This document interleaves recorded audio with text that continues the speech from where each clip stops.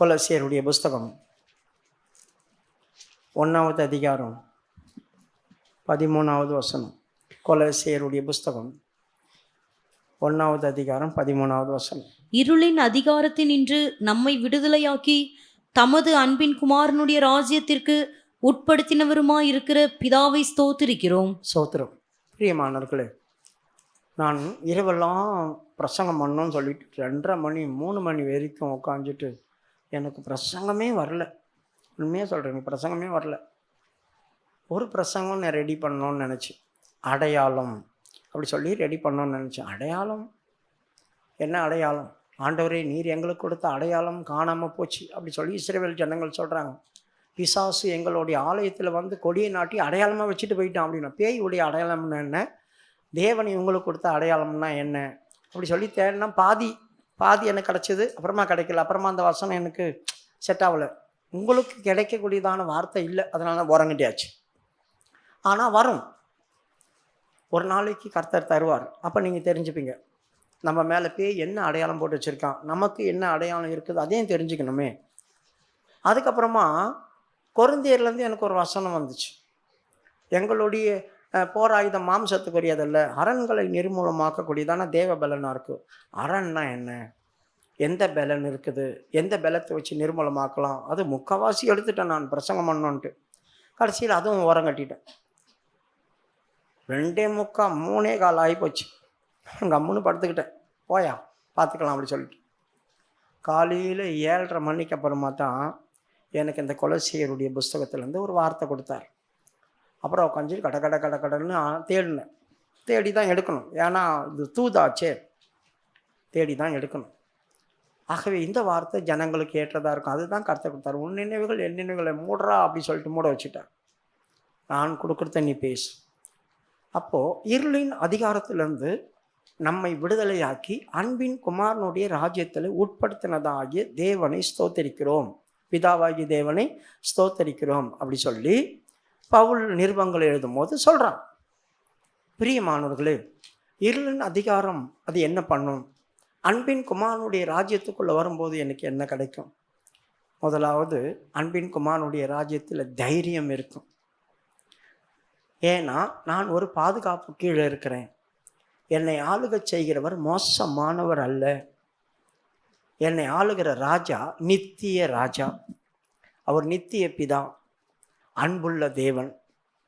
அவர் என் ஜீவியத்தில் இருக்கிறதான காரியத்தை பார்த்து என்னை கடிந்து கொள்ள மாட்டார், என்னை நியாயந்திருக்க மாட்டார். ஏற்கனவே நான் ரொம்ப வேதனையில் இருந்து, நான் துக்கப்பட்டு மரண இருளில் இருந்த என்னை காப்பாற்றி எடுத்திருக்கிறார். அதனால் என்னை போஷிப்பார் என்று நான் விசுவாசிக்கிறேன். அவருடைய சமூகத்தில் நான் சந்தோஷமாக இருப்பேன். இதுதான் அன்பின் குமாரனுடைய ராஜ்யம். அதனால் நான் சோத்தரிக்கிறேன் அப்படி சொல்கிறான். நான் எப்பொழுதும் கர்த்தரை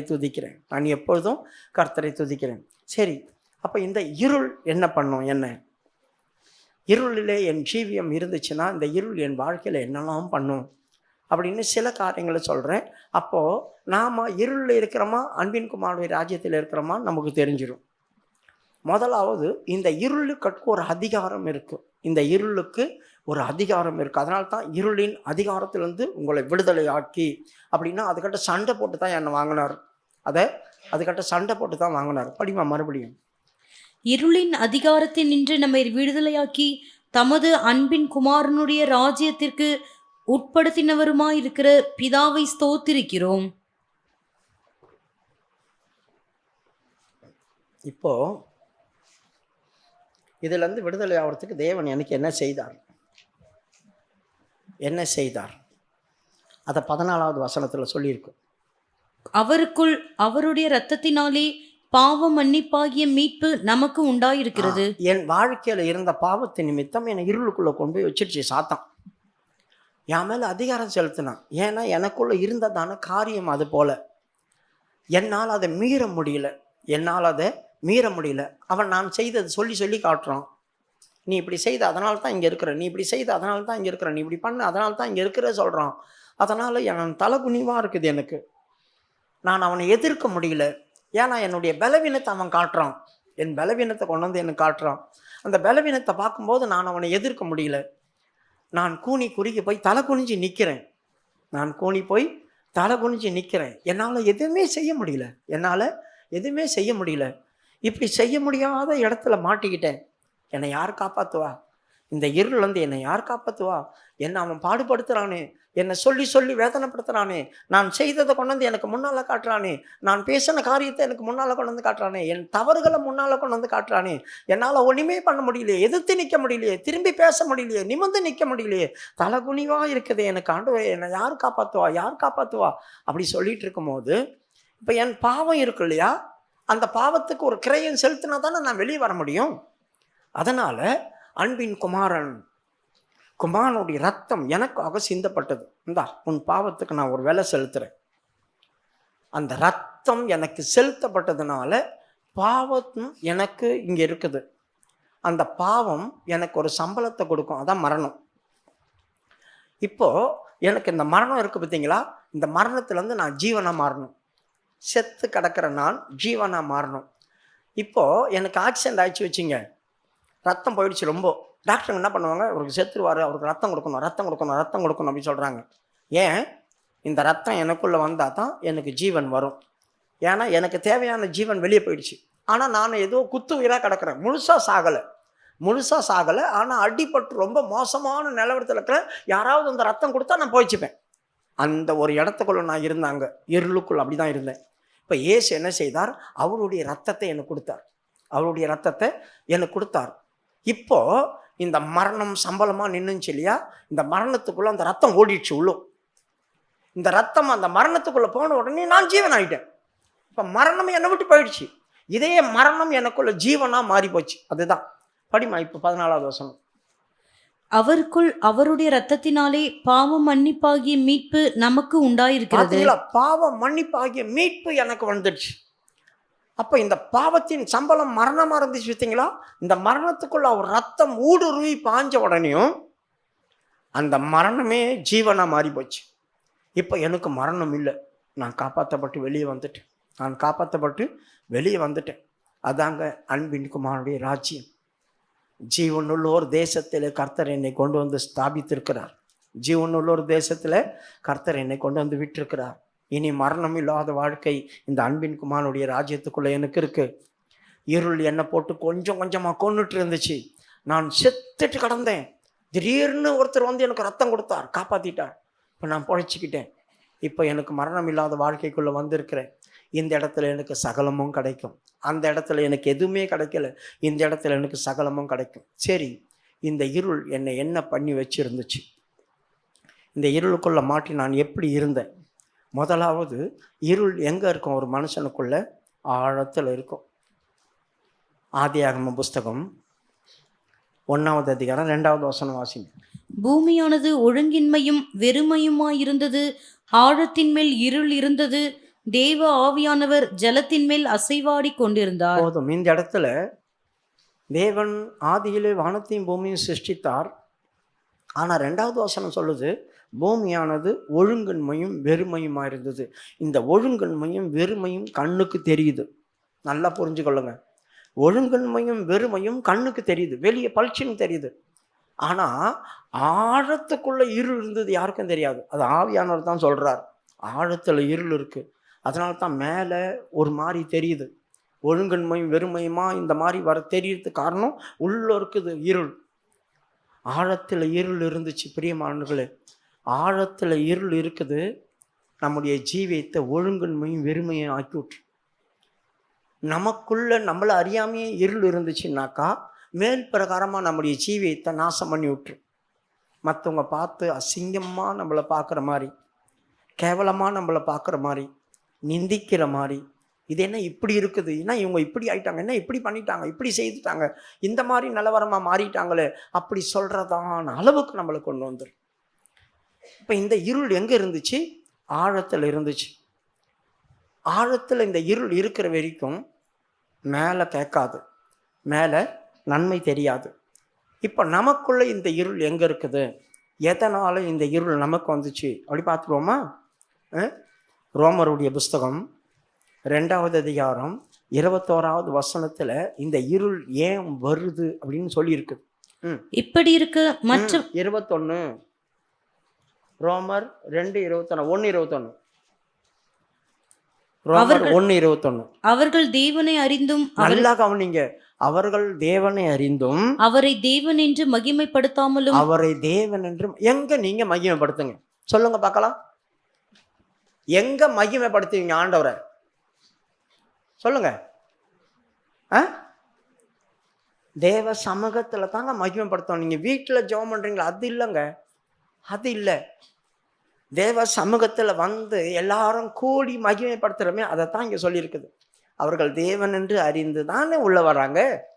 எதுக்கு வராங்க? தேவனை ஆராதிக்கத்தான் வராங்க. அப்ப அவர் தேவன் என்று அறிந்து ஆராதிக்க வந்தவர்கள் அவரை மகிமைப்படுத்தாமலும் சோத்திரம் பண்ணாமலும் எதையோ இங்க உட்காந்து யோசிச்சுட்டே இருப்பாங்க. தங்கள் சிந்தனையில் வீணராகிறாங்க. எதுக்கு வந்தோன்னு தெரியாது, என்ன பண்றோன்னு தெரியாது, எதையோ யோசிச்சுட்டு உட்காந்துருப்பாங்க. எல்லாம் கண்ண மூடி ஆவியில் நிரம்பிட்டு இருப்பாங்க, எல்லாம் ஜெபம் பண்ணிட்டு இருப்பாங்க, எல்லாம் சோத்திரம் பண்ணிட்டு இருப்பாங்க. என் வாய் மட்டும் மௌனமா இருக்கும். என் வாய் மட்டும் திறக்கவே திறக்காது. என் வாயிலிருந்து சோத்திரமே வராது. நான் பாட்டு கண்ணை திறந்து பார்த்துட்டே இருப்பேன், எல்லாரையும் சோத்திரமே வராது. அதுதான் தங்கள் சிந்தனையில வீணராவுறது. தேவ சமூகத்தில் இருந்து சோத்திரம் பண்ணாம துதிக்காம கண்ணை மூடாம ஆண்டவரை கனம் பண்ற நேரத்துல கனம் பண்ணாம போயிட்டு நம்ம சிந்தனையில வீணரானோம்னா உணர்வு இல்லாத அவர்கள் இருதயம் மாறும். நான் எங்க இருக்கிறேன், எதுக்கு வந்தேன்னு தெரியாம உணர்வு இல்லாத அவர்கள் இருதயம் இருளடைஞ்சு போகும். இருள் இருதயத்துக்குள்ள வந்துடும். அதுக்கப்புறம் நம்முடைய வாழ்க்கையில சீர்கேடும் ஒழுங்கின்மையும் வெறுமையும் ஆய் மாறிட்டு இருக்கும். படிமா முழுசா.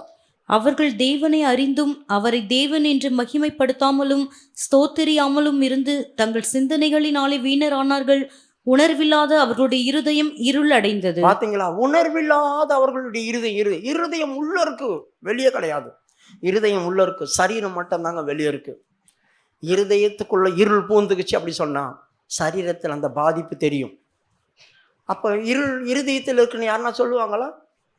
சரீரத்தை பார்ப்பாங்க. என்னங்க ஒழுங்கு இல்லாம நடக்கிறீங்க, ஒரு கிருபை இருக்கு அவங்களுக்கு, வெறுமையா இருக்கு. அதனால தான் அவங்க நம்மளை பார்த்து கேட்குறாங்க, கிருபை இருக்கா அவங்களுக்கு, எங்கன்னா கிருபைகளை செய்யுங்க. விசுவாசம் இருக்கா அவங்களுக்கு, ஏன் இப்படி பண்றீங்க? தேவ அன்பு இருக்கா அவங்களுக்கு, அங்கங்க அபிஷேகம், இதெல்லாம் நம்மகிட்ட இல்லாம போனதால் தான் எங்கெங்க இருக்காங்கன்னு கேட்குறாங்க. அப்ப தேவ சமூகத்தில் வரும்போது எனக்கு அபிஷேகம் இருந்துச்சுன்னா யாரும் எனக்கு சொல்ல தேவை, கண்ண முடி நான் பாட்டுன்னு ஆவியில் நிரம்பிட்டு இருப்பேன்.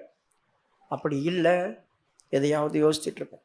பிரியமானவர்களே, எப்பவும் இது நடக்காது. சில நேரங்களில் நம்மளை அறியாமல் இது இருளுக்கு இடம் கொடுத்துருவோம். அங்கேருந்து நல்லா தான் வருவோம். இங்கே வந்த பேர் நம்மளை அறியாமை பேய் நம்மளை ஏமாத்திரும். ஏமாற்றி எதையோ கொண்டு வந்து மனசில் போட்டுரும்.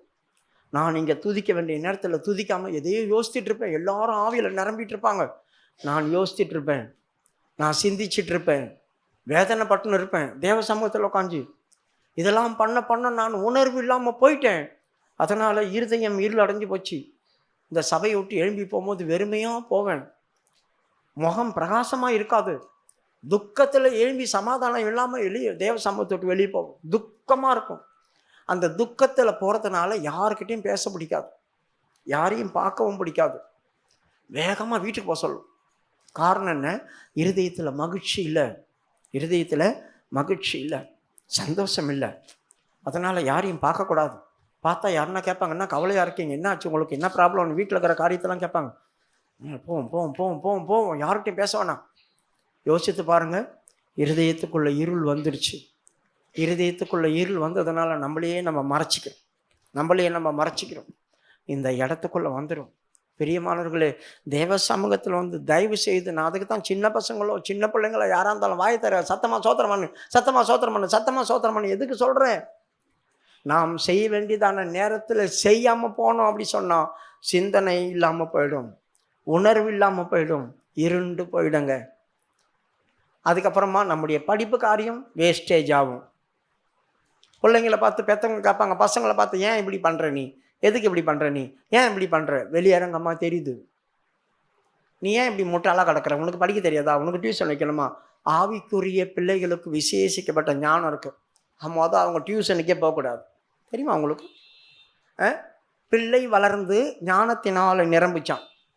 படிமா லூக்கா 2வது அதிகாரம் 40-42 பாருங்க.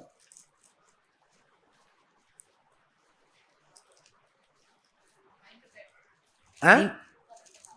லூக்கா 2ஆம் அதிகாரம்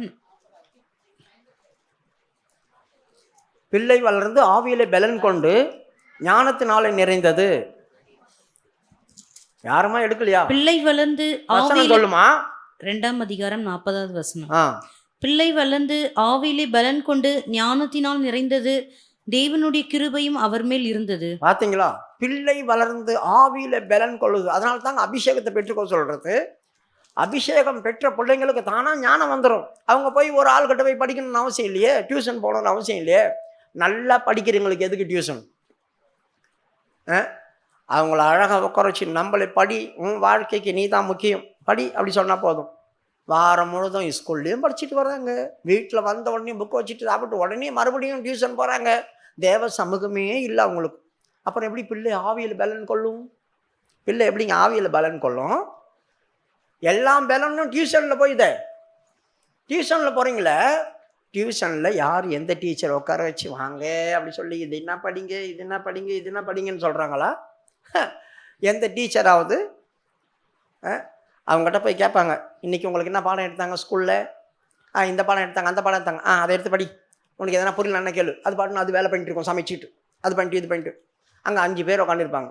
5 பேரும் 6 பேரும் ஒரே பேசிட்டு சிரிச்சிட்டு விளையாடிட்டு கிடக்கும். நம்ம என்ன பண்ணுவோம், இவங்க அங்கே போய் பேசி சிரித்து விளையாடுறாங்களே, அதுக்கு போய் மாதம் தாங்க 2000 ரூபாய் வச்சுங்க, 3000 ரூபாய் வச்சுங்க, 4000 ரூபாய் வச்சுங்கன்னு கொடுத்துட்டு வருவோம்.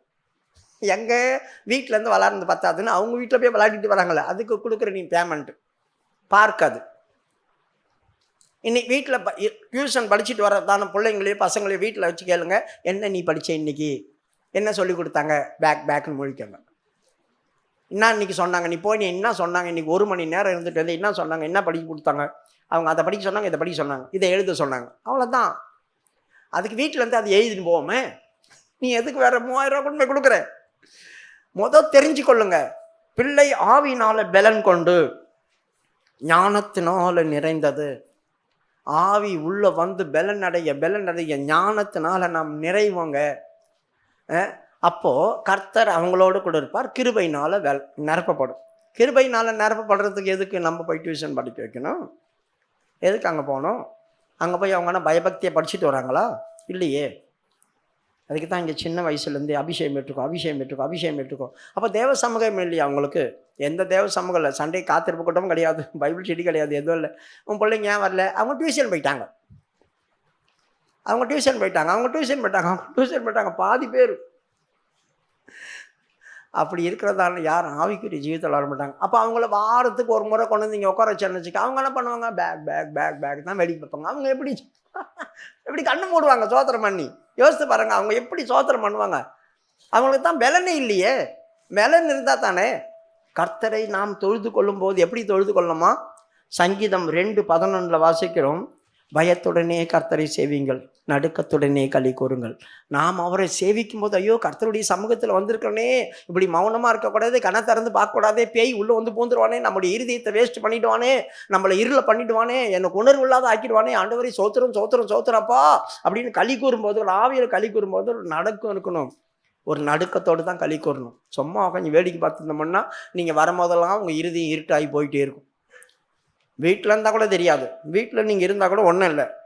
தேவ சமூகத்தில் வந்து இப்படி பண்ணால் இங்கே வந்து தான் நியாய தீர்ப்பு வாங்கிடுவீங்க. இங்கே வந்து தான் இருட்டாகும், இருதயம் இருட்டாகி வெளியே போகும்.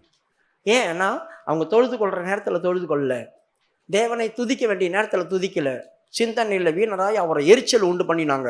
அவரை எரிச்சல் உண்டு பண்ணினால் அவர் இருதயத்தை இருளாக்கி விட்டுட்டார். எடுத்தீங்களா நான் சொன்ன வசனத்தை? சங்கீதம் 2ஆம் அதிகாரம் 11வது வசனம். பயத்துடனே கர்த்தரை சேவியுங்கள், நடுக்கத்துடனே களி கூறுங்கள். பார்த்தீங்களா? பயத்துடனே கர்த்தரை சேவிங்க, நடுக்கத்துடனே களி கூறுங்க. பிரியமானவர்களே, இதெல்லாம் எதுக்கு சொல்லப்பட்டிருக்கு?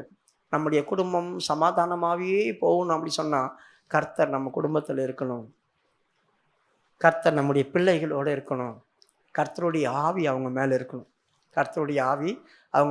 அதுக்கு பிரயாசப்படுங்க. அவங்க ஞானஸ்தானம் எடுக்கலைன்னா கூட கர்த்தர் வரும்போது அவங்க பறந்துடுவாங்க. ஞானஸ்தானம் எடுக்கணும்னு குழந்தைங்களுக்கு கிடையாது.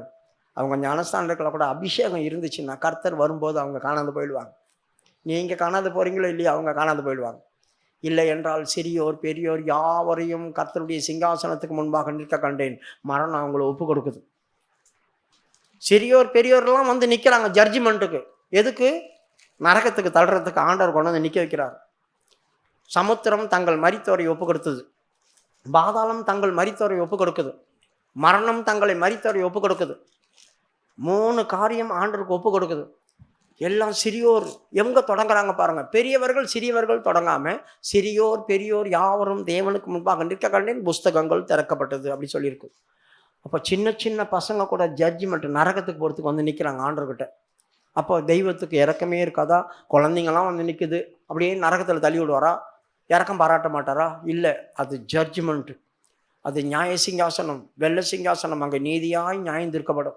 சின்னவங்க பெரியவங்கன்ற கணக்கே இருக்காது. அமலேக்கியரை ஏன் அப்படி சொன்னார் ஆண்டவர்? குழந்தைங்களை கூட விடாத, சிறியவர்கள் பெரியவர்கள் யாவரையும் போய் சங்காரம் பண்ணுன்னு எதுக்கு சொன்னார்? இறக்கம் காட்டாத அப்படி சொன்னார். ஜட்ஜ்மெண்ட்னா எல்லாருக்கும் ஒன்று போல தான் வரும். அப்படிமா வெளிப்படுத்தல் விசேஷம் 20:12 மரித்தோராகிய சிறியோரையும் பெரியோரையும் தேவனுக்கு முன்பாக நிற்க கண்டேன். எங்க ஆரம்பிக்கிறாங்க பாருங்க, மரித்தோராகிய சிறியோரையும் பெரியோரையும். பிரியமானவர்களே, அந்த மாதிரி ஒரு சூழ்நிலைகள் வந்துடக்கூடாது. அதுக்கு தான் பயமா இருக்கு. உங்களை என் கையில் ஆண்டவர் தந்திருக்காரு, இது ஏன் சபையாச்சே, ஏன் ஜனமாச்சே, நீங்க தெரியாம கூட நரகத்துக்கு போயிடக்கூடாது. தெரியாம கூட உங்க பிள்ளைகள்ல ஒருத்தர் கூட நரகத்துக்கு போயிடக்கூடாது. அதுக்கு தான் பால் உண்ணுகிற பிள்ளைகள் வரைக்கும் தேவ சமத்துக்கு கொண்டு வா அப்படி சொல்றாங்க. பால் உண்ணுகிற பிள்ளைகள் வரைக்கும் வரணும் அப்படி சொல்லியிருக்கு. அப்போ தேவ சமூகத்தில் அவர்கள் வந்து பலன் கொண்டு தேவ சமூகத்தில் ஆவியலால் நிரம்பினா ஞானம் தானா வந்துடும். ஞானம் வரும்போது அவர்களுக்கு ஒரு ஆள் டீச் பண்ண வேண்டிய அவசியம் இல்லை. ஸ்கூலில் டீச் பண்ண போதும். அம்பேத்கர் எப்படி படித்து ஒரு சட்டத்தை எழுதினார்? அவர் நிறைய டீச்சருங்களையா வச்சு படித்தாரா? இல்லையே. ரோட்டு விளக்கில் உட்காந்து படித்தாராம். ரோட்டில் இருக்க விளக்கு, ஸ்ட்ரீட்டில் லைட்டில் கீழே உட்காந்து படிச்சுருந்தாரான். அப்படி படிச்சவர் தான் அவருக்கு. அங்கே ஞானம் எங்கேருந்து வந்துச்சு?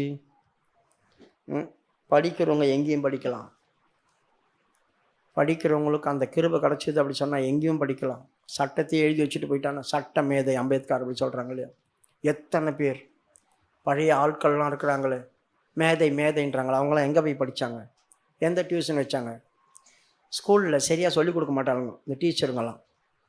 அவங்கள என்ன பண்ணுவாங்க, அவங்க வீட்டுக்கு டியூஷன் வர வைக்கிறதுக்காக அங்கே சொல்லிக் கொடுக்காம வீட்டுக்கு வந்து டியூஷன் படி, ஏன்னா பணம் அங்கேயும் கிடைக்கும் இங்கேயும் கிடைக்கும்ல அப்படின்னு நிறைய பேர் தில்லாலங்கடி வேலை பண்ணுதுங்க. இதையும் பணம் வாங்கிக்கலாம், அங்கேயும் பணம் வாங்கிக்கலாம், வீட்டுக்கு வர சொல்லுங்க அப்படி சொல்லி வீட்டுக்கு கூப்பிட்டு படிக்க வைக்கிறாங்க. பிரியமானவர்களே, அங்கேயே ஒழுங்காக சொல்லிக் கொடுத்தோம்னா நான் பேர் காலை எழுந்தவுடன் படிப்புன்னு சொல்லியிருக்குது. காலையில் தான் படிக்கணும். நைட்டு 1 மணி 2 மணி வரைக்கும் படித்து மண்டை காஞ்சி போயிடும். ஏற்கனவே மண்டை சூடாகிருக்கும்.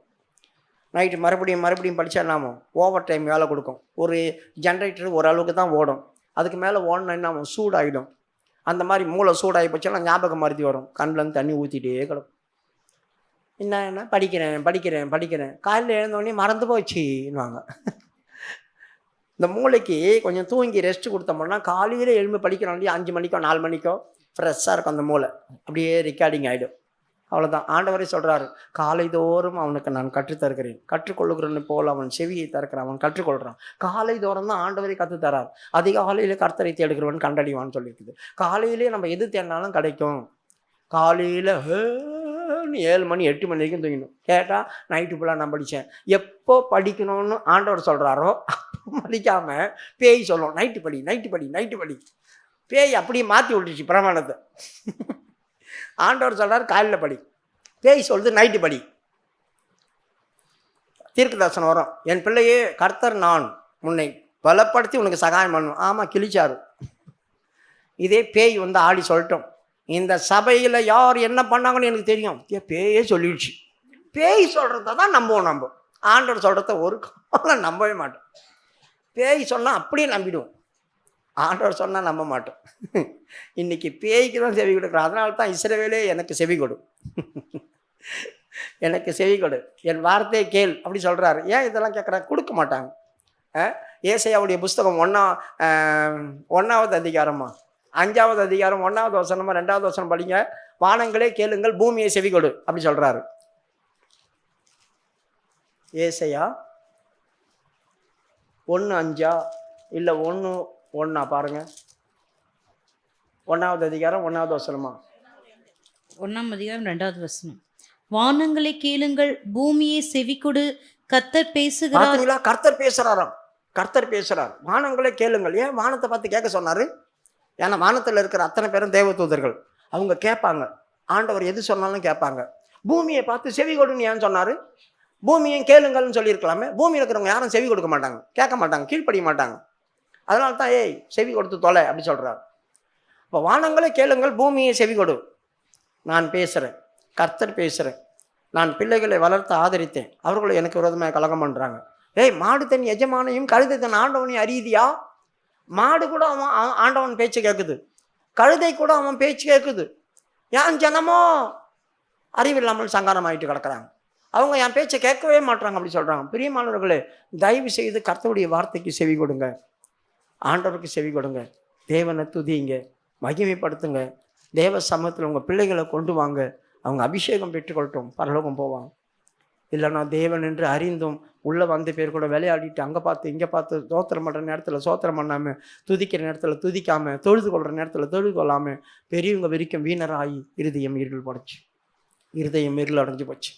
அதனால் மேலே பிரதிபலன் தெரியுது. ஆகவே ஆழத்தில் இருள் இருந்தது, மேலே ஒழுங்கன்மையும் வெறுமையும் இருந்துச்சு. எந்த கிருபை வரமும் இல்லை, எந்த கிருபையும் இல்லை, விசுவாசம் இல்லை, நம்பிக்கை இல்லை, எதுவுமே இல்லாமல் போச்சு. வெறுமை.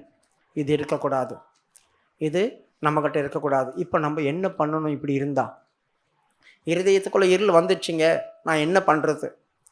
மேலே வெறுமையாக இருக்குது, ஒழுங்கன்மையாக இருக்குது, தாறுமாறாக நடக்கிறாங்க, நான் என்ன பண்ணுறது?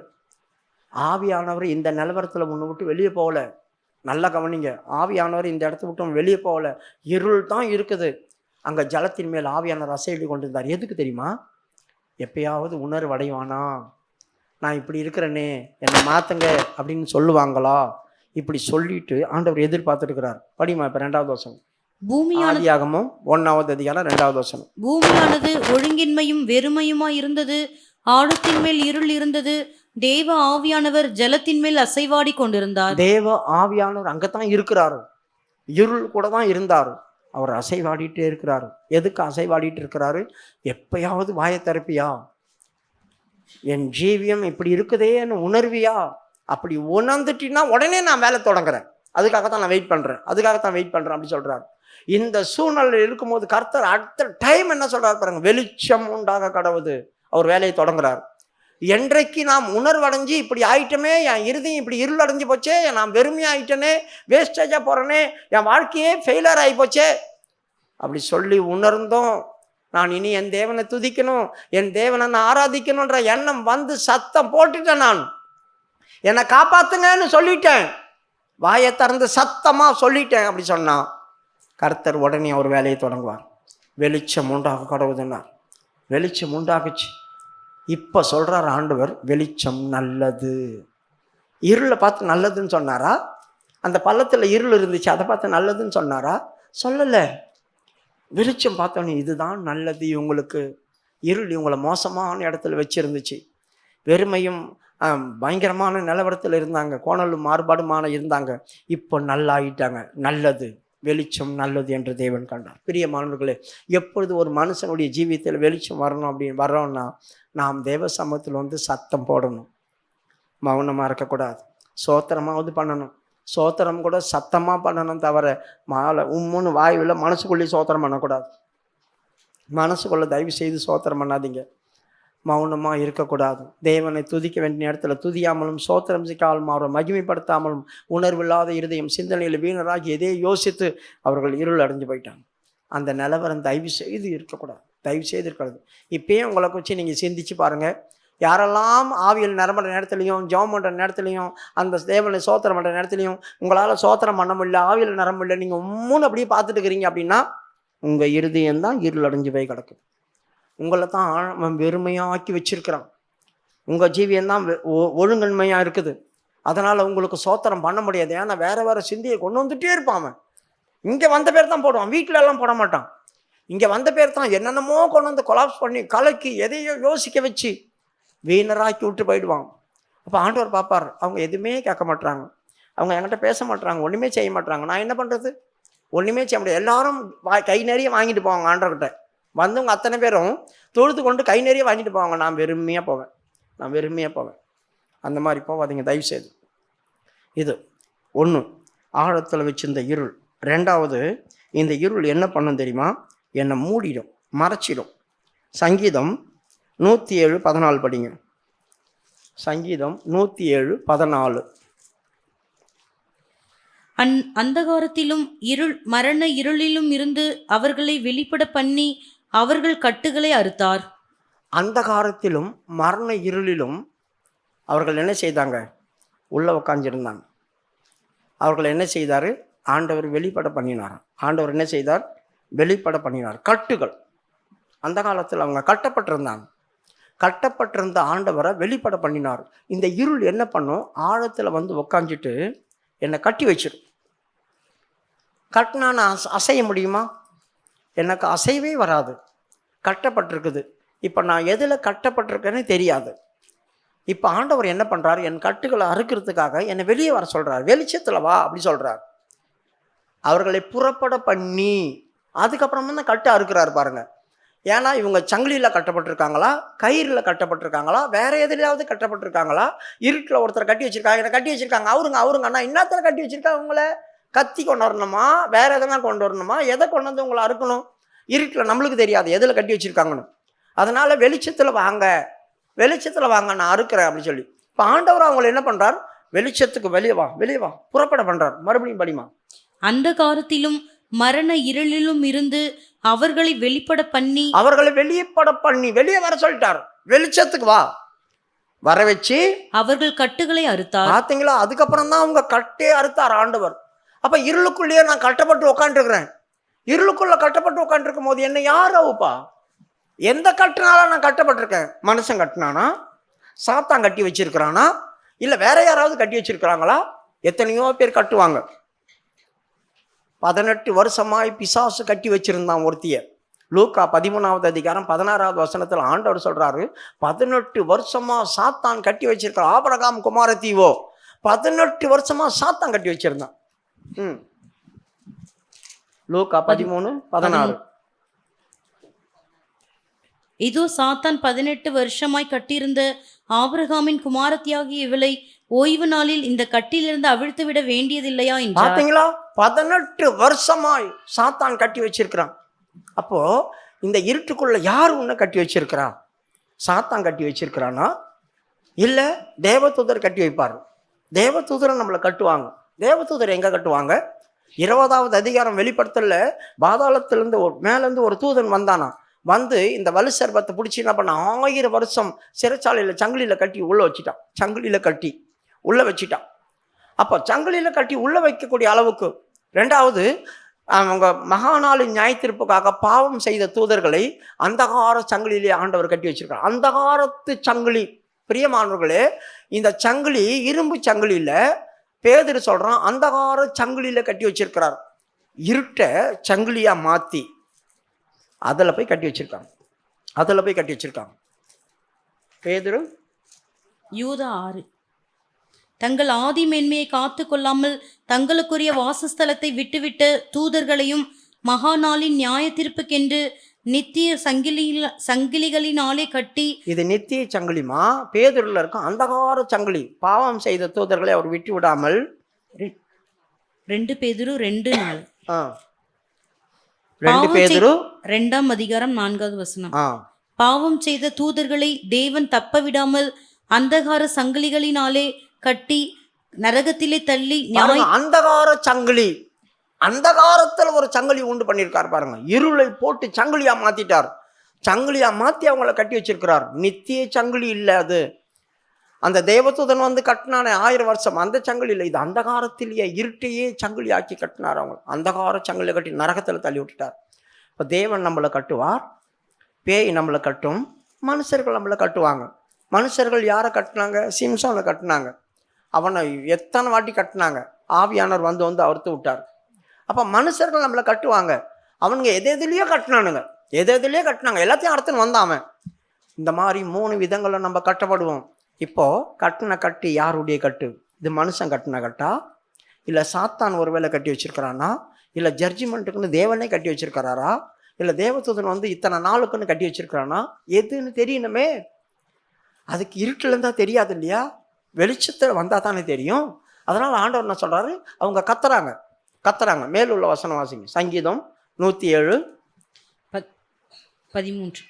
தங்கள் ஆபத்திலே கர்த்தரை நோக்கி கூப்பிட்டார்கள், அவர்கள் இக்கட்டுகளில் இருந்து அவர்களை நீங்களாக்கி ரட்சித்தார். இந்த இடத்துல ஆபத்து என்ன கட்டி வச்சிருக்கிறாங்க, நான் இருளுக்குள்ள இருக்கிறேன், என்னை என்ன பண்றது இல்லை, இந்த இருள் என்னை கட்டி வச்சிருக்கு.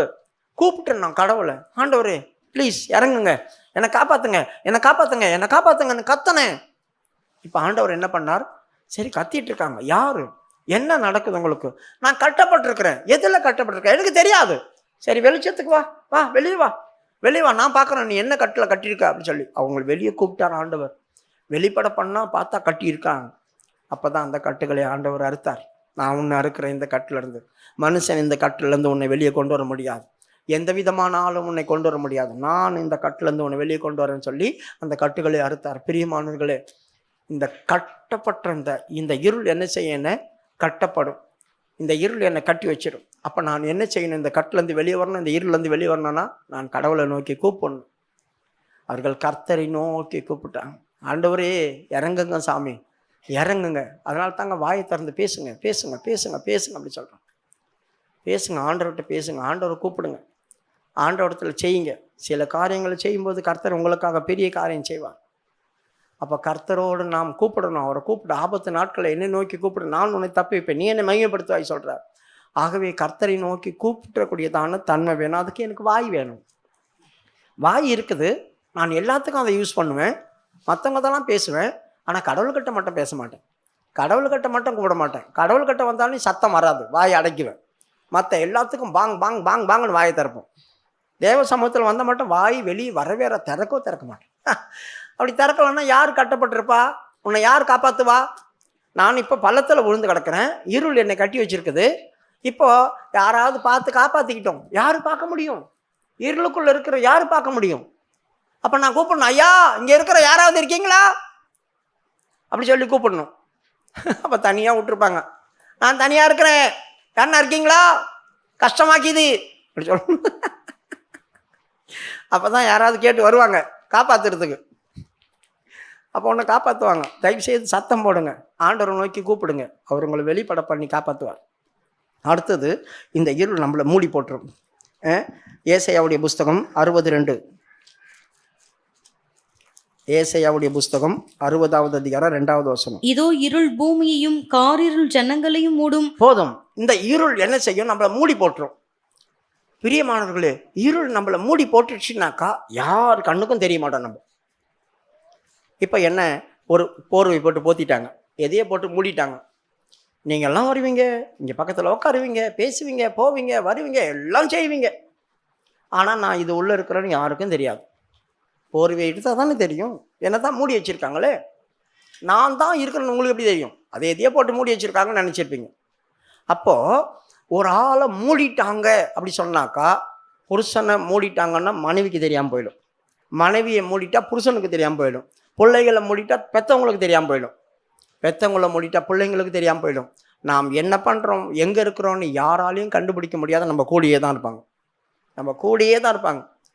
நம்முடைய கிரியை வெளியே தெரியாமலேயே போயிடும். நான் எதில் அகப்பட்டிருக்கிறேன்னு யாருக்குமே தெரியாது. எந்த சூழ்நிலைக்குள்ளே என்னை சாத்தான் கொண்டு வந்து வைக்கிறான் பாருங்க, எந்த இடத்துல என்னை போட்டு மூடுறான் பாருங்க. ஏன் இந்த இருளின் அதிகாரத்திலேருந்து கர்த்தர் என்னை விடுதலையாக்கி அன்பின் குமாரனுடைய ராஜ்யத்துக்குள்ளே கொண்டு வந்தார். இவ்வளோ மோசமான இடத்துல கொண்டு போயிட்டான் என்ன. இருள் என்னை போட்டு மூடிடுச்சு, யாரும் எனக்கு உதவி பண்ண முடியாத இடத்துக்கு. உதவி பண்ணோன்னு மனசில் இருந்தால் கூட என்னை பார்த்தா தானே உதவி பண்ணுவாங்க. எல்லாருக்கும் உதவி பண்ணுற சுபாவம் இருக்குது, காப்பாற்றணுன்ற சுபாவம் இருக்குது. ஆனால் என்னை அவங்க பார்க்கணுமே, அவங்கள பார்க்குற அளவுக்கு என்ன இல்லையே, நான் தான் மூடப்பட்டிருக்கிறேனே, பார்த்தா தானே காப்பாற்றுவாங்க. அப்போ என்ன செய்யணும், நான் கூப்பிடணும், ஆண்டவரை பார்த்து பேசணும். ஆண்டவரை, மனுஷன் பார்க்க முடியாத இடத்துக்குள்ளே நான் போயிட்டேன், மனுஷன் பார்த்து காப்பாற்ற முடியாத இடத்துக்குள்ளே நான் இருக்கிறேன். ஆனால் எந்த இடத்துல நான் இருந்தாலும் நீ பார்க்க முடியும் தானே, உன்னால் பார்க்க முடியும் தானே, நீ இருளுக்குள்ளே வெளிச்சமாய் பார்க்குறதான கடவுள் தானே நீ. அப்போ நான் என்ன பாரு, நான் எங்கே இருக்கிறேன் பாரு, என்னை மூடி இருக்கிறாங்க என்ன பாரு. அப்போ ஆண்டவர் என்ன சொல்கிறார், அவங்க மூடட்டும், நான் அவங்க மேலே உதிக்கிறேன். ஆனாலும் உன்மேல் கர்த்தர் உதிப்பார். பார்த்தீங்களா? ஆனாலும் உண்மையில் கர்த்தர் தான் உதிக்க முடியும். உன்னை மூடினா யாரும் உன்னை பார்க்க முடியாது, யாரும் உன்னை காப்பாற்ற முடியாது, யாரும் உன்னை தப்பி வைக்க முடியாது. ஆனால் கர்த்தருக்கு தெரியும். உன்னை மூடி வச்சிருக்கிறாங்க, அவர் பார்ப்பார். இந்த சீலிங் இருக்குது, இப்போ மேலேருந்து நம்மளை யாருன்னா பார்க்க முடியுமா? ஆனால் இது கர்த்தருடைய கண்ணுக்கு ஓப்பனாக தெரியும், தேவ தூதர்களுக்கும் ஓப்பனாக தெரியும். அவங்க பார்த்துட்டே இருப்பாங்க நம்மளை, என்ன பேசுகிறாங்க, என்ன செய்கிறாங்க, என்ன பண்ணுறாங்க, எல்லாம் பார்த்துட்டே இருப்பாங்க. அவங்களுக்கு கேட்கணும் இருக்கும். அவங்களுக்கு மறைவே கிடையாது, அவங்களுக்கு மறைவே கிடையாது. அவர் சகலத்தையும் வெளியரங்கமாய் காண்கிற தேவன். ஆகவே அவர் தான் என்மேல் வெளிச்சமாக உதிக்கணும். அப்போ நான் மூடப்பட்டிருந்தால் மனுஷங்களை நம்பி பிரயோஜனம் இல்லை, மனுஷங்கிட்ட புலம்பி பிரயோஜனம் இல்லை. அவங்க கண்ணுக்கு நான் தெரிய மாட்டேன். கர்த்தரை பட்டு தான் புலம்பணும், கர்த்தர்கிட்ட தான் நான் சொல்லணும், கர்த்தர்கிட்ட தான் நான் அறிவிக்கணும், ஆண்டவர் என்னை காப்பாற்றுங்க சுவாமி அப்படி சொல்லி. அப்போ அவர் என்மேல் உதிப்பார், அவர் என்மேல் உதிப்பார். நான் மூடப்பட்ட இடத்துலேருந்து வெளியே வருவேன். ரெண்டாவது, இது மூடி வச்சது பத்திரம் இல்லை. ரெண்டாவது என்ன பண்ணோம்? அசைய விடாது, ஒரே இடத்துல நம்மளை உட்கார வச்சிடும். யாத்திராகம புஸ்தகம் 10வது அதிகாரம் 23வது வசனம். 3 நாள் மட்டும் ஒருவரை ஒருவர் காணவும் இல்லை, ஒருவரும் தம்மிடத்தை விட்டு எழுந்திருக்கவும் இல்லை. இஸ்ரவேல் புத்திரர் யாவருக்குமோவெனில் அவர்கள் வாசஸ்தலங்களிலே வெளிச்சம் இருந்தது. பிரியமானவர்களே, இந்த 22வது வசனம் வாசிங்க. மோசே தன் கையை வானத்துக்கு நேராக நீட்டினான், அப்பொழுது எகிப்து தேசம் எங்கும் 3 நாள் மட்டும் காரிருள் உண்டாயிற்று. 3 நாள் இருட்டி வந்துடுச்சு. இந்த 3 நாள் இருட்டி இவங்களை என்ன பண்ணிச்சு தெரியுமா? போய் உக்காந்துட்டாங்க ஒரு இடத்துல. உக்காஞ்ச இடத்த விட்டு இவங்களை எழும்ப விட மாட்டேன் அந்த இருள். 3 நாளும் ஒருவரை விட்டு ஒருவர் எழும்பலையாம். படிமா மறுபடியும் 23. 3 நாள் மட்டும் ஒருவரை ஒருவர் காணவும் இல்லை, ஒருவரும் தம்மிடத்தை விட்டு எழுந்திருக்கவும் இல்லை. இஸ்ரவேல் புத்திரர் யாவருக்குமோவெனில் அவர்கள் வாசஸ்தலங்களிலே வெளிச்சம் இருந்தது. பாத்தீங்களா? இஸ்ரவேல் புத்திரருக்கு வெளிச்சம் இருந்துச்சு. இவங்களால என்ன பண்ண முடியல? உக்காஞ்ச இடத்த விட்டு எழும்பல. 3 நாளாக உக்காஞ்சிட்டாங்க. அப்போ இவங்க இருட்டுக்குள்ளே எப்படி போய் சாப்பாடு செஞ்சுருப்பாங்க? சாப்பாடு சாப்பிட்ருப்பாங்களா? தண்ணி குடிச்சிருப்பாங்களா? எழும்பவே முடியாமல் உக்காந்துக்கிறாங்களே, ஒருத்தர் பார்த்துக்கவும் முடியல. அப்போ நான் இப்படியே உக்காந்துக்கிறேன், யாருன்னா என்னம்மா இப்படியே உட்காந்துக்கிறேன், சாப்பிட்டியா, தண்ணி குடிச்சான்னு கூட கேட்க முடியாது. ஏன்னா அவங்க இருட்டுக்குள்ளே இருக்கிறாங்க, அவங்க பார்க்க முடியாது. பார்த்தா தானே கேட்பாங்க. எதுவுமே பண்ண முடியாத ஒரு சூழ்நிலை. ஒரே வீட்டுக்குள்ளே 5 பேர் இருப்போம், ஒருத்தர் செய்கிறது ஒருத்தருக்கு தெரியாமல் போயிடும். ஒரே வீட்டுக்குள்ளே 4 பேர் 3 பேர் இருப்போம், ஒருத்தர் செய்கிறது ஒருத்தருக்கு தெரியாமல் போயிடும். அவங்க என்ன பண்ணுறாங்கன்னே நமக்கு தெரியாமல் உட்காந்துட்டு இருப்போம். அவங்க ஒரே இடத்துல வந்து வேலை பண்ணிகிட்டே இருப்பாங்க, ஒரே இடத்துல இருந்து எல்லா வேலையும் பண்ணிட்டு இருப்பாங்க, நம்மளுக்கு தான் தெரியாது. பிரியமானவர்களே, இந்த இடத்துல இந்த இருள் என்ன பண்ணிச்சு? அவங்கள உட்கார வச்சு அது வேலையை அது பண்ணிகிட்டே இருந்துச்சு, அது வேலையை அது பண்ணிகிட்டே இருந்துச்சு. பாருங்கள், இஸ்ரவேல் ஜனங்களுக்கு வெளிச்சம் இருந்துச்சான். எகிப்தில் இஸ்ரவேல் ஜனங்கள் கலந்து தானே இருந்தாங்க. அப்போ ஒரு வீடு இருண்டு போய் கிடக்கும், எதிர் வீடு வெளிச்சமாக இருக்கும். அவங்க பண்ணுறதெல்லாம் நான் இந்த இருட்டுக்குள்ளே வந்து பார்ப்பேன், ஆனால் அவங்க தான் என்ன பார்க்க முடியாது. எப்படி இருக்கும்? அவங்க என்னெல்லாம் போகிறாங்க வராங்க, அவங்கள பார்க்க முடியும். என் வாழ்க்கை மட்டும் தான் இப்படி இருக்கு. அவங்களாம் நல்லா தான் இருக்கிறாங்க, அவங்களாம் நல்லா தான் இருக்காங்க, அவங்களாம் நல்லா தான் இருக்காங்க, அவங்களுக்கு ஒன்றுமே நடக்கலை. எனக்கு மட்டும்தான் இப்படி, எனக்கு மட்டும்தான் தெரியும் நான் எவ்வளோ கஷ்டப்படுறேன்னு. வெளியே இருக்கிற யாரும் நல்லா தான் இருக்கிறாங்க, என் கண்ணுக்கு தெரியும். அவங்க வெளிச்சத்தில் இருக்கிறாங்க, நான் இருளில் மாட்டிக்கிட்டேன், எழும்ப முடியல. உட்காந்து இடத்த விட்டு என்னை எழும்ப விட மாட்டேங்குது, என்னை போட்டு டைட் பண்ணுது, அதை அரெஸ்ட் பண்ணி வச்சிருச்சு. தடவி திரிகிற இருள் அப்படி சொல்கிறாங்க. 21வது வசனத்தில் தடவி திரியும். தடவி பார்க்கலாமா அந்த இருட்டை? தடவி கொண்டு இருக்கிற இருள். அப்பொழுது கர்த்தர் மோசேயை நோக்கி, தடவி கொண்டு இருக்கத்தக்கதான இருள் எகிப்து தேசத்தின் மேல் உண்டாகும்படிக்கு. பாத்தீங்களா? தடவி கொண்டு இருக்கிறதான இருள். இது 2 விஷயத்துல படிக்கலாம். தடவி கொண்டு இருக்கிறதான இருள் அப்படி சொன்னா என்ன? இருட்டுக்குள்ள போனோமா எங்கன்னா விழுந்துரும் இல்லையா, செவுத்த பிடிச்சின்னு இந்த எங்க யாருன்னா இருக்கிறாங்களா, ஐயோ ஆண்டவரே இப்படி தடவி போவாங்களே, அதுதான் தடவி கொண்டு இருக்கத்தக்கதான இருள். அப்போன்னா சின்ன வெளிச்சம் கூட இருக்காது. கண்ணு தெரியாம போச்சுன்னா என்ன பண்ணுவாங்க? அவங்க கோலை வச்சுட்டு இப்படி டக்கு டக்கு டக்குன்னு தட்டிட்டு போலையா, அதான் தடவி கொண்டு இருக்கிற இருள். இந்த மாதிரி ஒரு இருள் வந்துச்சுன்னா நம்ம கெதி என்ன ஆகும்? அந்த ஒரு இருளை ஆண்டு விட்டார். பாஸ்டர் டிவி சொன்னார், தடவி கொண்டிருக்குன்னா அதெல்லாம் தடவி பார்க்கலாம் அப்படின்னு ஒரு வாட்டி ஒரு மெசேஜில் சொல்லியிருக்காரு. அதை தடவி பார்க்கலாம் அப்படின்னு சொல்லி. இப்போ தடவி கொண்டு இருக்கத்தக்கதான இருள் நம்மளை என்ன பண்ணும்? சரண்டர் பண்ணிடும், அரெஸ்ட் பண்ணி வச்சிடும், நம்மளை கட்டி வச்சிடும், மூடி வச்சிடும். இந்த இருளுக்குள்ளேருந்து நான் வெளியே வரணும். அப்போ ஆண்டவர்கிட்ட பேசணும், ஆண்டவர்கிட்ட நான் பேசினா தான் என் மேல் வெளிச்சம் வரும், இல்லைன்னா வெளிச்சம் வராது. அடுத்தது சாமுவேலுடைய புஸ்தகம் 1 சாமுவேல் 2வது அதிகாரம் 9வது வசனம். அவர் தமது பரிசுத்தவான்களின் பாதங்களை காப்பார், துன்மார்க்கர் இருளிலே மௌனம் ஆவார்கள். பிரியமானவர்களே, இந்த இருள் என்ன பண்ண தெரியுமா? நம்மளை மௌனமாக்கி விட்டுரும். எல்லார்கிட்டையும் பேசுவோம், கடவுள்கிட்ட மட்டும்தான் பேச மாட்டோம். எல்லாரையும் புகழ்வோம், தேவனாட்டி புகழ மாட்டோம். பிரியமானவர்களே, கர்த்தரோட தயவு செய்து பேசுங்க. கர்த்தர்கிட்ட நீங்கள் மௌனமாக வாதிங்க. யோசுவாவுடைய புஸ்தகம் 10வது அதிகாரம் 12வது வசனத்தில் யோசுவா அந்த எமோரியர்கிட்ட யுத்தம் பண்ண போகும்போது அவன் பேசினான். இருள் வந்துடக்கூடாதுன்னு பேசணும். கர்த்தர் எமோரியரை இஸ்ரவேல் புத்திரருக்கு முன்பாக ஒப்பு கொடுக்கிற அந்நாளிலே யோசுவா கர்த்தரை நோக்கி பேசி, பாருங்க, கர்த்தர்கிட்ட தான் அவன் பேசினான். எந்த அதிபதிகிட்டையும் பேசல, எந்த நியாயாதிபதிகிட்டையும் பேசல, எந்த சேனாதிபதிகிட்டையும் பேசல. பெரிய பெரிய அதிகாரிகள் அவங்க கூட இருந்தாங்க, வில் வீரர்கள் இருந்தாங்க, யுத்த வீரர்கள் இருந்தாங்க. யாரையும் கூப்பிட்டு ஆலோசனை பண்ணல. அவன் கடவுள்கிட்ட போய் பேச ஆரம்பிச்சிட்டான். என்ன பேசுனா? ஆண்டவரே, இருள் எங்கள் மேலே வந்துடுச்சுலா. அவங்க ஆதிக்கம் பெருசு, அவங்க ராட்சித பிறவி, சாதாரணமான மனுஷங்கள்ல.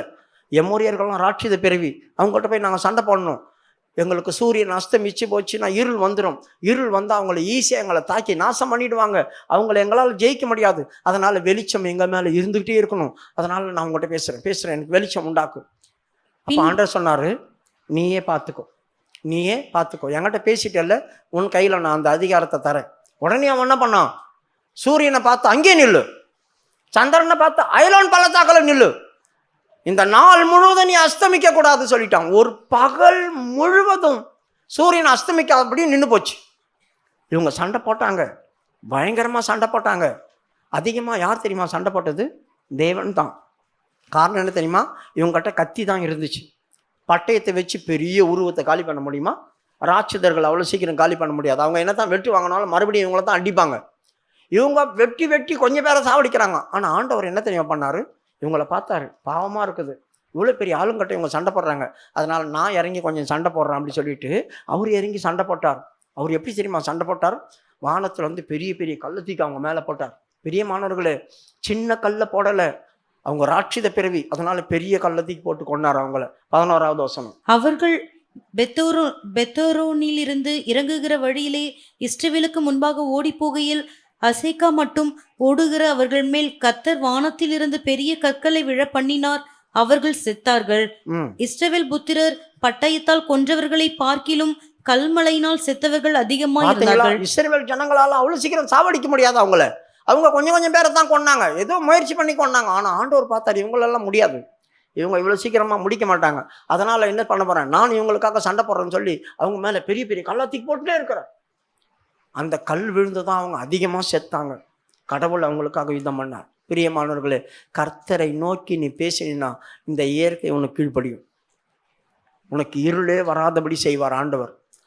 அங்கேயே சொல்கிறார் 13வது வசனத்துலையா 14வது வசனத்தில், ஒரு மனுஷனுடைய பேச்சை கர்த்தர் கேட்டு அதுக்கு முந்தின நாளும் அதுக்கு பிந்தியும் இப்படிப்பட்ட காரியத்தை செய்யல. ஒரு மனுஷனுடைய பேச்சை கர்த்தர் கேட்டாராம்.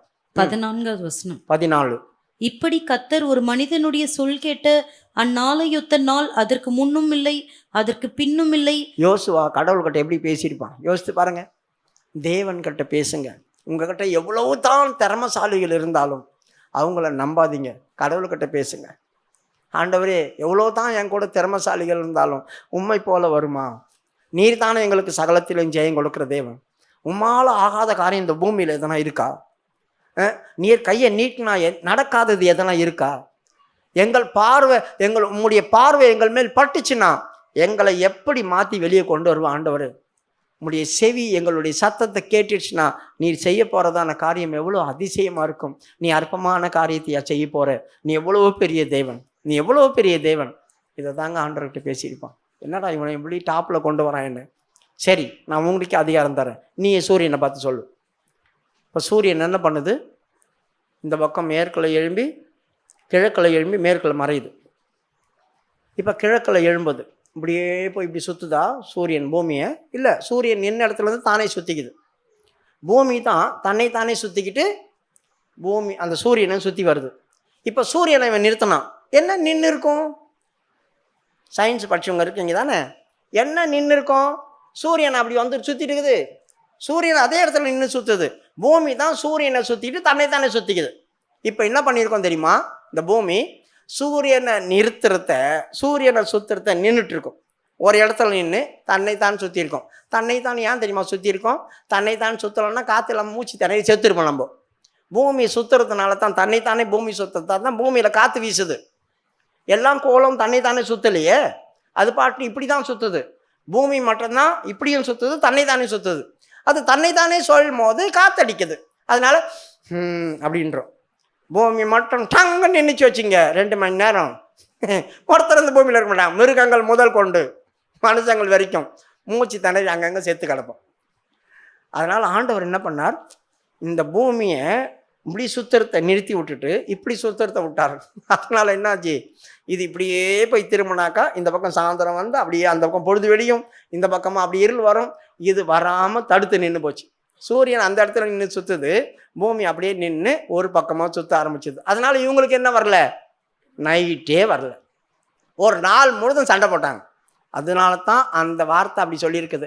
ஒரு மனுஷனுடைய வார்த்தையை கேட்டு அந்த நாளை போல் அதுக்கு முன்னாலே இல்லை பின்னாலே இல்லை. ஏன்னா இந்த மாதிரி இயற்கைக்கு இப்படி ஒரு கட்டளை யாராலும் கொடுக்க முடியாது. இதுதான் first time and last time, first and last அப்படி சொல்கிறாங்க. அப்படி ஒரு கட்டளையை கொடுத்தார் ஆண்டவர். எவ்வளோ பெரிய காரியம்! இந்த மாதிரி சாதிக்க முடியுமா? ஆண்டவர்கிட்ட பேசினா சாதிக்கலாம். கர்த்தர்கிட்ட பேசுங்க, கர்த்தர்கிட்ட பேசணும். இங்கே வந்தால் தான் அப்படி உட்காந்துக்கிறோம். வாயை கெட்டிமா இந்த இழுங்க இழுங்க, இது ஃபெவிகால், யானையை வச்சு இழுத்தா கூட வராதுன்ற வாயில் பேஸ்ட் போட்டு ஃபெவிகால் மாதிரி போடணும். சோத்திரம் பண்ணுவோம், சோத்திரம் பண்ணுவோம். வாயை திறக்க மாட்டாங்க. ஃபெவிகால் போட்டு ஒட்டினாங்களா, எதை போட்டு ஒட்டினாங்களோ தெரியாது. ஒரு சோத்திரம் வாய் வர மாட்டேது. அப்புறம் எப்படி கடவுள்கிட்ட பேசுவ நீ? கடவுள்கிட்ட பேசாமல் தூரமாக கொஞ்சம் கொஞ்சம் எனக்கு ஒன்றுமே பேச மாட்டாங்கன்னு ஆண்டவர் பண்ணி போயிடுவார். பிரியமானவர்களே, தேவனோடு பேசு, சத்தம் போட்டு. வாயை தரங்க, தயவு செய்து வாயை திறந்து சத்தம் போடுங்க. ஆண்டவரே, எந்த சூழ்நிலையில் நாங்கள் இருக்கிறோமே எங்களை காப்பாற்றுங்கன்னு சொல்லுங்கள். ஆண்டவர் உங்களை காப்பாற்றுவார். அதனால் இந்த இடத்துல இயற்கைக்கு கட்டளை கொடுக்க அளவுக்கு அவன் பேசிட்டானே. ஒரு நாள் முழுதும் சூரியன் அங்கே நிறுத்திட்டான், எல்லாரையும் கொண்டு போட்டாங்க, ஜெயிச்சிட்டாங்க. இருள் வராதபடி தன்னை பாதுகாத்து கொண்டான். கொஞ்சம் மிஸ் ஆகிருந்துச்சுன்னா கூட நடு பகலில் வந்துச்சு சூரியன். நடு பகலை விட்டு இந்த பக்கமாக அந்த பக்கம் போவாதன்னு சொல்லிட்டான். ஏன்னா நடு பகல் வந்தோடனே ஐலான் பள்ளத்தாக்கில் இருக்குது சந்திரன், அதுவும் டைங்குன்னு வந்துடும். அதனால தான் சொல்கிறான், ஐலான் பள்ளத்தாக்கில் அங்கே நில்லு, நீ அங்கேருந்து வெளியே வரக்கூடாது. அப்போ சந்திரன் தானே சுற்றிட்டு இருந்துச்சு, சந்திரன் அங்கே நின்ட்டார். நீ சொல்லு, நீ சொன்னால் நான் கேட்பேன், இங்கே இருந்துக்கிறேன் நான் வரமாட்டான்னு சொல்லி அவரும் அங்கே நின்ட்டார், இவர் இங்கே நின்ட்டார். கொஞ்சம் மிஸ் ஆகி இந்த சந்திரன் பூமியோட கொஞ்சம் நெருங்குச்சுன்னு வச்சுங்க, இந்த சமுத்திரத்தினால டான்னு உயரும். என்ன வரும் அப்புறமா சொல்லுங்கள்? சுனாமி வரும். சுனாமி வந்தாலும் நாங்கள் அதில் சோப் போட்டு குழி பண்ணிக்கிறோம். சுனாமி வரும்.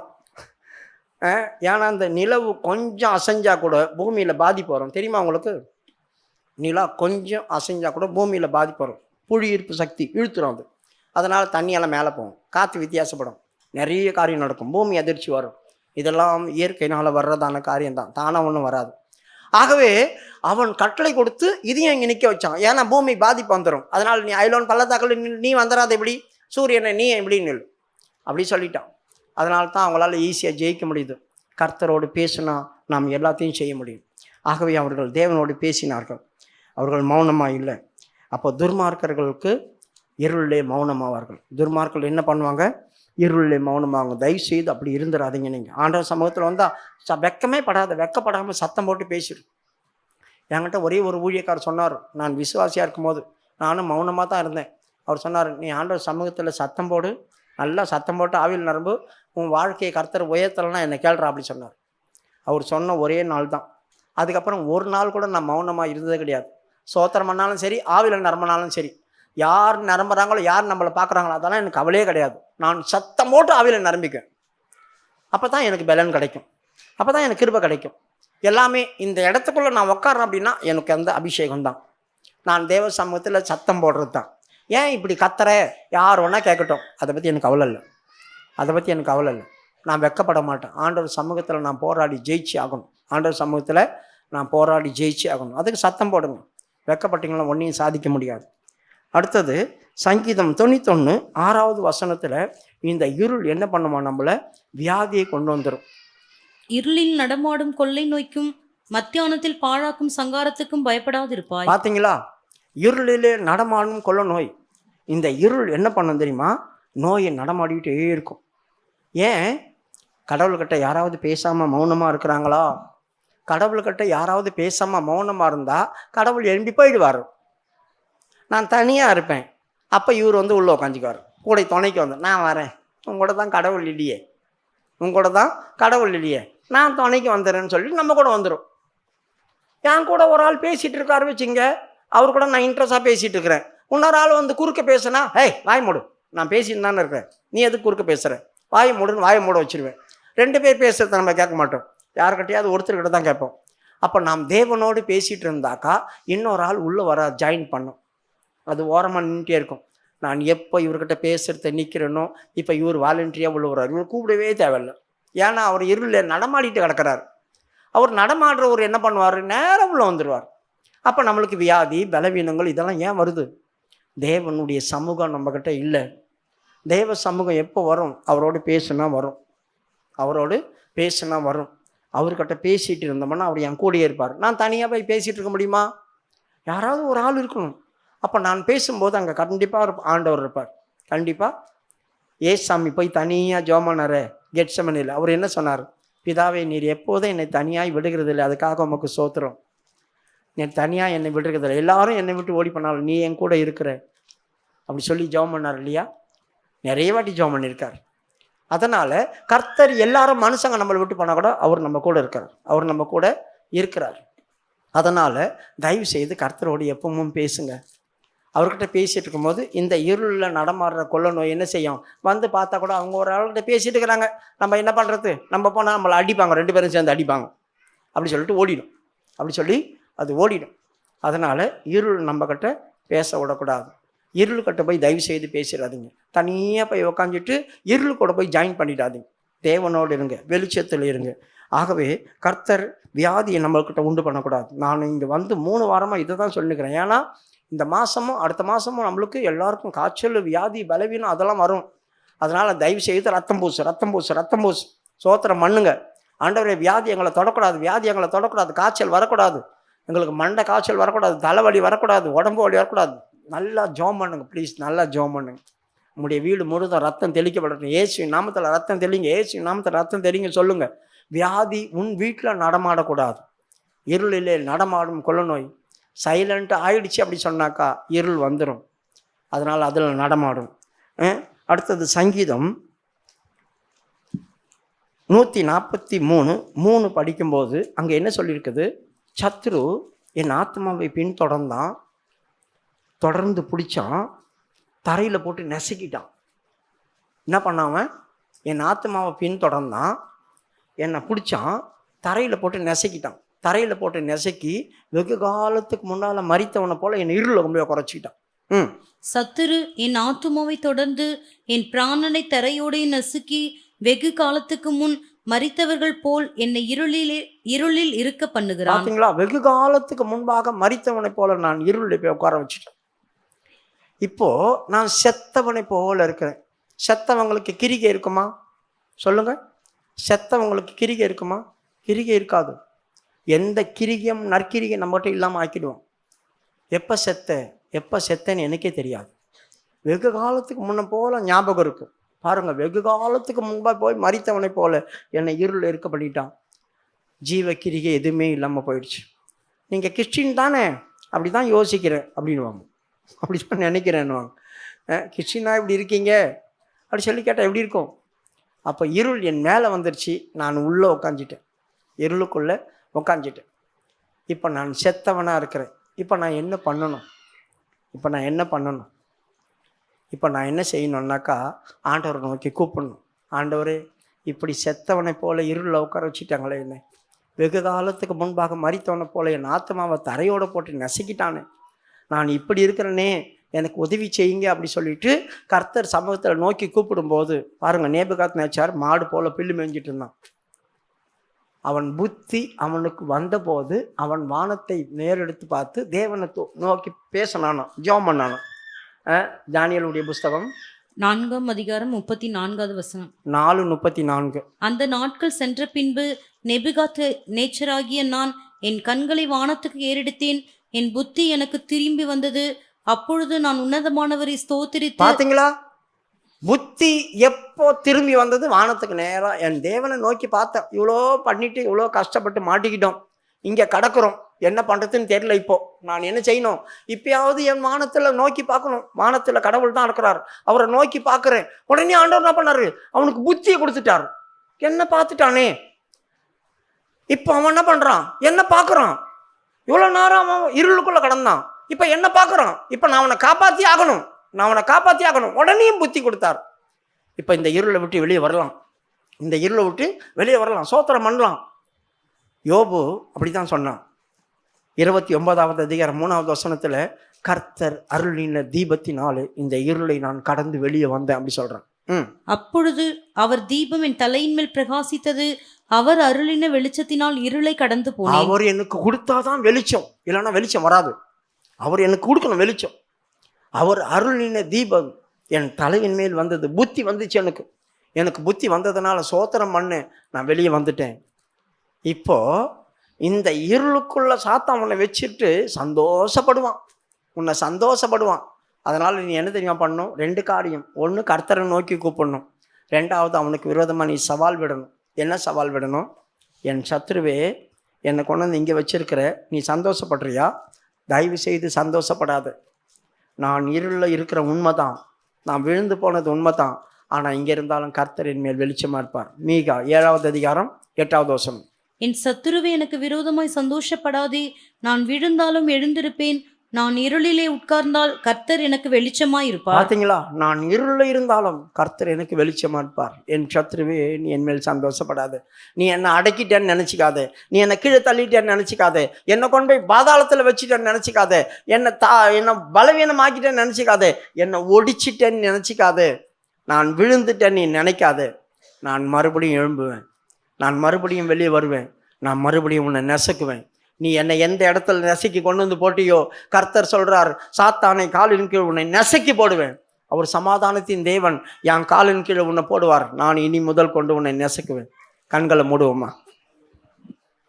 பிரியமானவர்களே, இருளின் அதிகாரத்திலிருந்து உங்களை விடுதலையாக்கி தம்முடைய அன்பின் குமாரனுடைய ராஜ்யத்துக்குள்ளே உன்னை கொண்டு வருகிறார் கர்த்தர். இந்த இருளின் அதிகாரம் உன்னை என்னெல்லாம் பண்ணணும்னு சொன்னேன். இப்போ பார், உன் நிலவரத்தை யோசி. உன் நிலவரம் எப்படி இருக்கு? எந்த இருளுக்குள்ளே நீ அகப்பட்டிருக்கிற? தயவு செய்து வெளியே வா, கர்த்தரை நோக்கி பார், சாத்தான்கிட்ட சவால் விடு. என் சத்ருவே, என் மேல் நீ சந்தோஷப்படாதே, நான் ஒடுங்கிட்டேன் நீ நினைக்கிறியா? இல்லை, நான் மறுபடியும் எழும்புவேன். நான் இருளில் இருக்கிறேன் நீ சந்தோஷப்படுறியா? இல்லை, கர்த்தர் என்மேல் வெளிச்சமாக உதிப்பான். கர்த்தர் என்மேல் வெளிச்சமாக உதி.